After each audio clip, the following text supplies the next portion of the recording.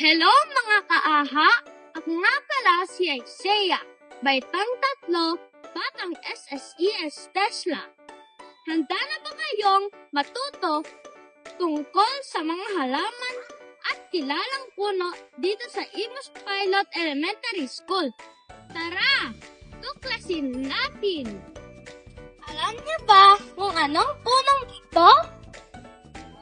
Ito ay ang puno ng talisay o may scientific name na Terminalia catapa. Alam mo ba na may nickname itong umbrella tree dahil sa hugis ng kanyang sanga at dahon? Ang sanga nito ay nakaayos ng patag at patong-patong kaya't nagbibigay ito ng malapad at siksik na lilim. Ang mga dahon ng talisay ay mayaman sa tanis at iba pang kemikal na may antimicrobial at antioxidant properties. Ginagamit din ito ng mga mangingisda upang mapataas ang survival rate ng kanilang alagang isda. Alam mo din ba na ang bunga ng talisay ay nakakain katulad ito ng pili sa Bicol?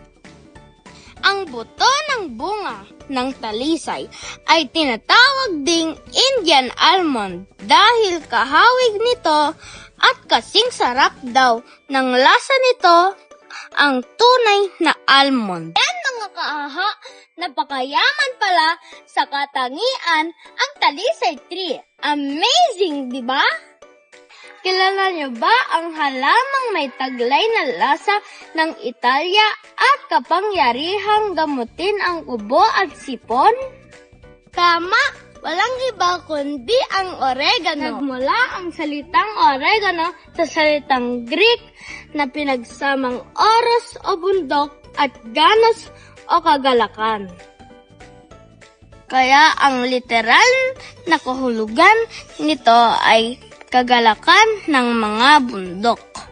Alam mo ba na si Hippocrates, ang ama ng medisina, ay napatunayan na ang oregano ay isang antiseptic at lunas sa digestive issues at respiratory issues noong unang panahon. At sa Pilipinas, ang oregano ay isa sa sikat na halamang gamot para sa ubo at sipon. Kabilang ang oregano sa pamilyang mint. Sikat ang oregano sa pampalasa sa Italian cuisine, lalo na para sa pizza. O diba? Amazing ka, oregano? Alika! Ito ang puno ng saging, pero guess what? Hindi siya puno. Ako? Super fan ako niyan. Pero alam niyo ba na ang saging ay punong-puno ng mga sikreto at trivia na siguradong ikagugulat ninyo? Alam mo ba na ang saging ay isang giant herb? Ang saging ay opisyal na ikinategorya bilang isang higanteng halamang gamot o giant perennial herb. Dahil wala siyang woody stem o matigas na puno, yung kinakilala nating katawan o trunk niya, tinatawag na pseudostem na binubuo lang ng mga overlapping at magkakadikit na sheets ng mga dahon. Kaya technically, ang saging ay ang pinakamalaking herb sa buong mundo. Astig, diba? Parang naprank tayo ng history. Hindi lang prutas ang pinakinabang sa saging. Ang napakalaking dahon ng saging ay ginagamit natin sa Southeast Asia bilang natural at eco-friendly na plate o pambalot ng pagkain, tulad ng suman o puto.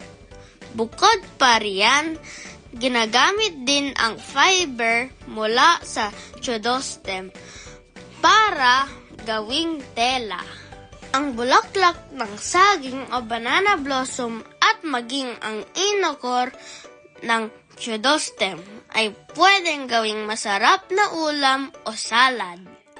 O iyan mga ka-vlog, sa susunod na kumain kayo ng saging, tandaan nyo, hindi lang yan simpleng prutas. Isa yung giant herb na puno na kasaysayan at fun facts. Ayan mga kaha, na-realize nyo na ba ang ating paaralan ay hindi lang mga gusali at classrooms. Ang ating mga puno at halaman ang nagbibigay buhay at nagpapaganda rito. Pangalagaan at pahalagaan natin sila. Hindi lang para sa ating sarili, kundi para sa susunod pang henerasyon ng mga estudyante. Tandaan, ang kalinisan at kagandahan ng ating paaralan ay nagsisimula sa ating pagmamahal sa kalikasan.